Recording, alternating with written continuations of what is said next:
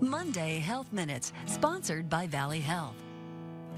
Hi, I'm Melanie Schaefer. This is Monday Health Minutes with Valley Health. Starting school is such a big milestone for kids and for parents too, and you want your child to be successful. So how do you know if they are ready to start school, or maybe you need to work on a few things yet? We're talking with psychologist Dr. Rebecca Denning about that today. Thanks for being here. Thanks for having me. You're welcome. School is an exciting time for the kids to start, and everybody seems anxious to go. What are some of the things you can look for, some skills your child might need to say, yeah, we're ready to start school?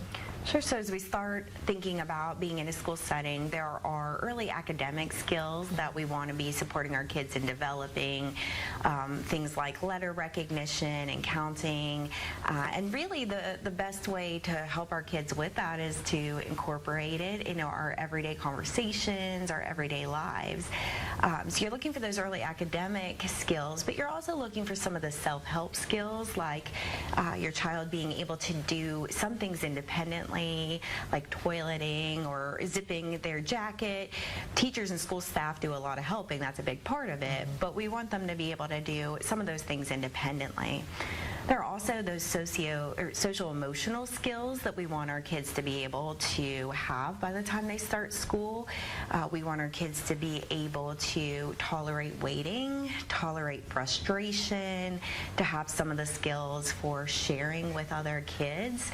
So as you're thinking about that decision, think about, are we ready or not quite ready? Those are some of the things you're looking for. But I think it's important to remember you don't have to make that determination alone.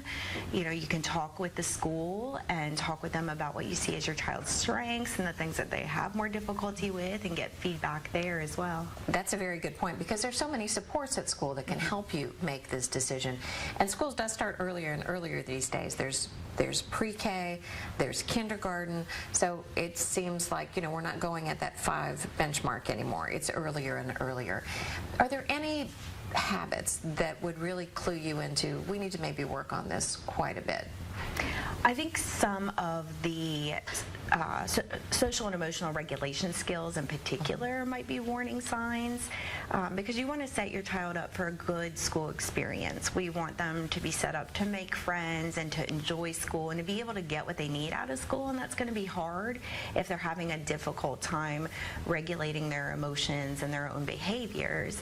So if we make a decision to hold off based on that, I think we want to do it with a plan in place for how are we going to help support and develop those skills in the meantime. Some people feel like it's better to start on time and see how it goes and maybe decide to repeat a grade later. Is there a preference over that, or what are some of the things that parents can think about on that front? I think you're trying to weigh out the pros and cons of different approaches. So if you have the concerns that maybe my child isn't quite ready to go, and you're talking with the school trying to make that decision to hold off a year or start and consider repeating that year at the end, I think you're thinking about, will that school setting help them to develop what they need without being disruptive and aversive for them and for others?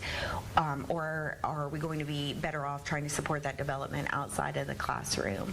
And you mentioned, if we decide it's not quite the right time, you do need sort of a plan on how you're going to get ready for the next go-round. Reading, writing, what are some of the things that parents can really help and foster that development so they're ready to go for the next time? Yeah, well, there are things like if you're working on letter recognition, as you're out and about, pointing out even letters on signs and involving your child in games, noticing the things around them that are part of that skill set. Or if you're working on like fine motor skills, coloring or drawing together, or practicing with buttons and zippers and these kinds of things.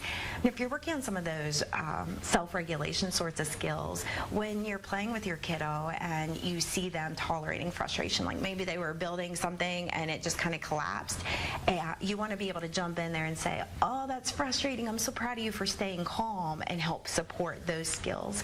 But another big piece of that is going to be modeling ourselves. That's hard. So, yeah, kids Keeping your learn cool, through that. right? It is, especially because often, for many of us, by the time we're with our kids, we're already tired and strained, and we're trying to get all the things done so we can all get in bed on time. And so it is hard to keep in mind that your child is watching how do you handle it when you're tired and you're frustrated, you're not getting your way. But they learn through that modeling, so it's an important thing to keep in mind. Yes, we need to do our best so they can do their best. Absolutely. Right? We're all learning together.